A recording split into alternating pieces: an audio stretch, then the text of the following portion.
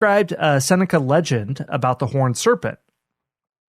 Hanno, an assistant of the Great Spirit, was responsible for the formation of clouds and rain and was a keeper of thunderbolts. He was also a guarantor of fertility. In one account, he made his abode in a cave behind Niagara Falls.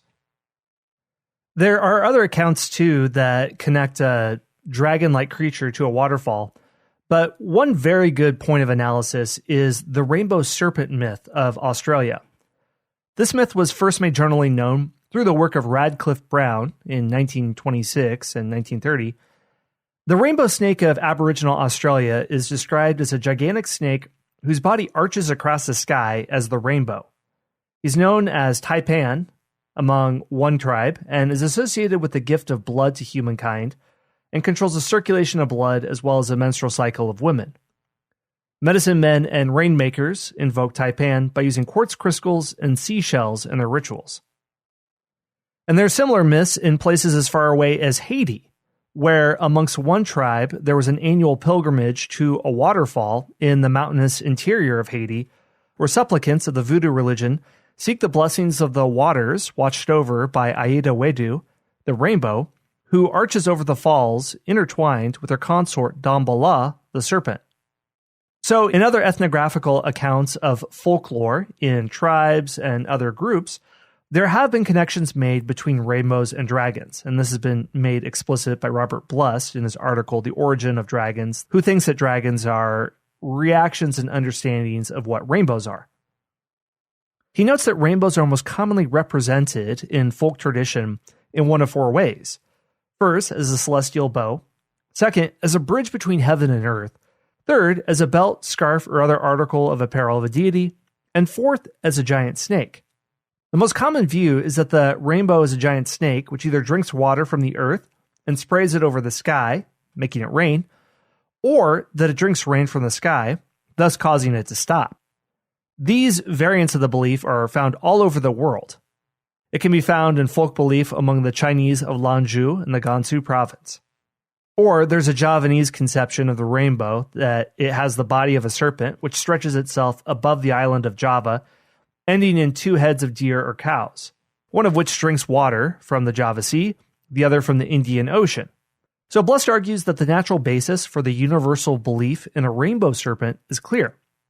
Throughout humanity's history, it's tended to animate the forces of nature, and if a rainbow is to be compared with an organic being, its shape and coloration suggests a serpent.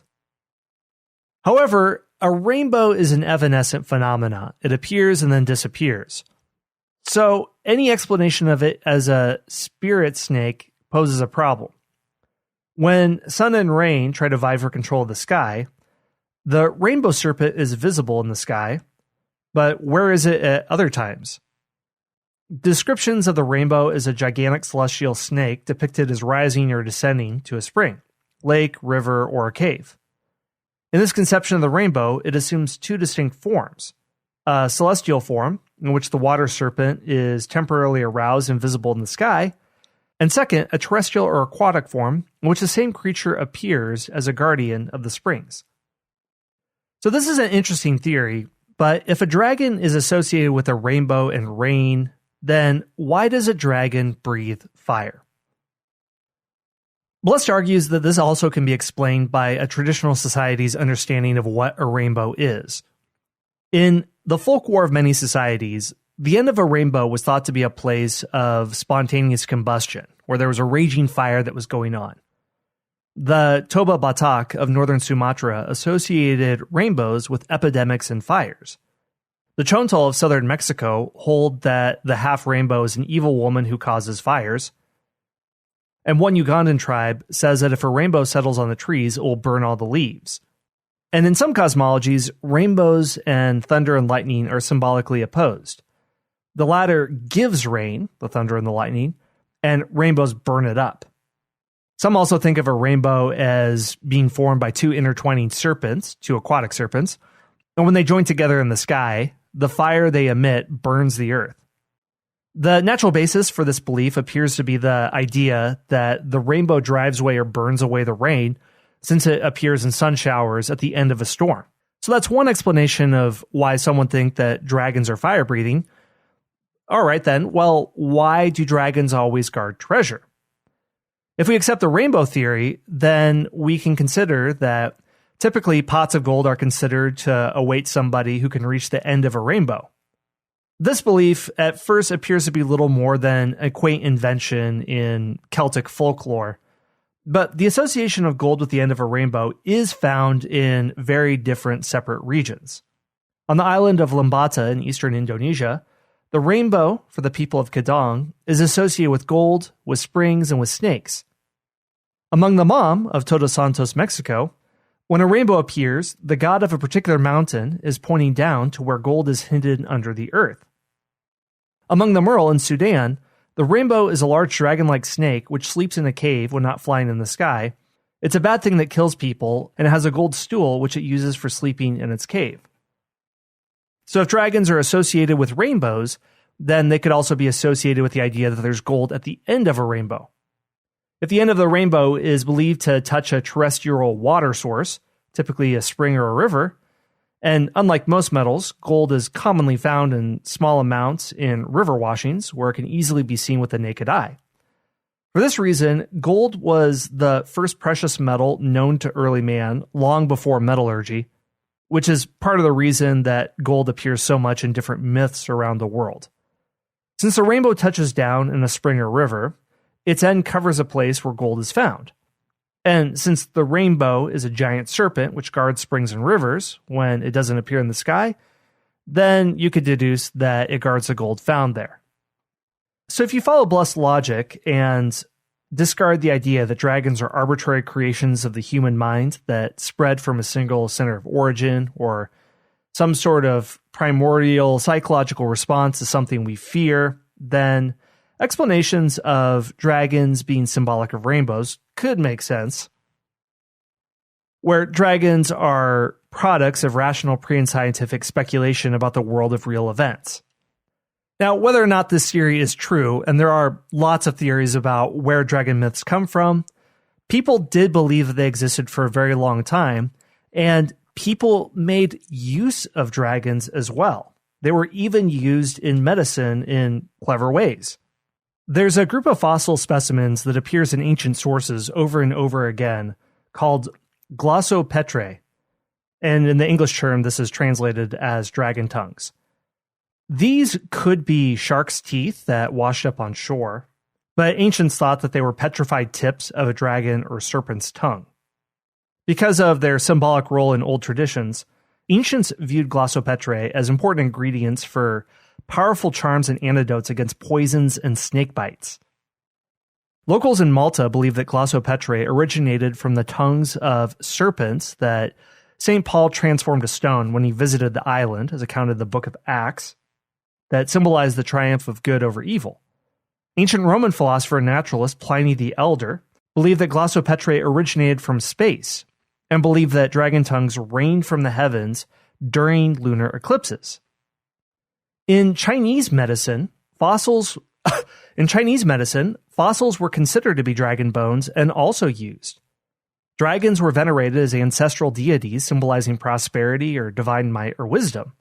So these bones were believed to contain powers to do such things as restore youth, heighten sexual performance, give longevity, cure illnesses, and other terrific claims. So dragon bones could be a wonder drug. So it's impossible to actually pinpoint down where the dragon myth comes from, but because it's such a universal story, I think it really does speak to something universal about the human experience. Okay, so that is all for today. That's today's episode. Thank you for joining me. First off, I want to give a shout out to the Spy Masters for the Knowlton's Rangers. Vic Austin, Chris, Rob Matlock, Alan Baker, Beverly Engel, Jake Harrington, Todd Warren, William Ivey, Joyce Norman, Tyler from Colorado, Josh Reddick, Daniel Lawson, Marlene, Michael, Tim Clark, David Powell, Moondoggy from Ohio, Melissa, Christopher Main, Carl from Norway, and Baron Fraser. I'll explain what that is in a second. If you like the show and want to help it grow, there are 4 easy ways for you to do it. 1, like and subscribe to the show on the podcast player of your choice. This helps spread the word about the show. 2, join our Facebook group. Here we can keep the discussion going about new episodes, and you can talk about what you like and didn't like. And you can find this group if you just search for History Unplugged on Facebook. 3, we have an online store with t-shirts, phone covers, and other accessories featuring awesomely bad history puns that were crowdsourced by you, the audience. And you can find that if you go to public.com and look for History Unplugged, or you just go to historyonthenet.com and look for our store there. 4, and this is really the best way to dive deep with History Unplugged, and that's to become one of the Knowlton's Rangers. If you know your American history, you know the Knowlton's Rangers were an elite spy and reconnaissance group in the American Revolutionary War, but it's also the name of the membership program of History Unplugged. You can join at 3 levels. If you join at the level of Scout, you can hear all the episodes of History Unplugged completely ad-free and get early access to new episodes, at least a week early. If you join at the Intelligence Officer level, you get special bonus episodes, like a 10-part series on the World War II hero Audie Murphy, a multi-part series called Ottoman Lives about different people in the Ottoman Empire, and a series called Rendezvous with Death that looks at biographical profiles of Americans who went to fight in World War I before America entered the war. The last level is Spy Master, where you get all that stuff, but you also get 3 hardcover history books, Forging a President, How the Wild West Created Teddy Roosevelt, Race to the Top of the World, Richard Byrd and the First Flight to the North Pole, and The Last Fighter Pilot, the true story of the final combat mission of World War II. Another bonus is, you can choose a history topic for me to focus on for an entire episode that can go up to an hour, and I'll answer whatever question you have for me, and you get a shout out at the end of each episode. If you want to learn how to become a member of the Knowlton's Rangers, go to patreon.com/unplugged. That's patreon.com/unplugged. All right, well, that is all for my spiel. Thanks for listening to the History Unplugged podcast, from ancient Greece to the Cold War and everything else in between. See you next time.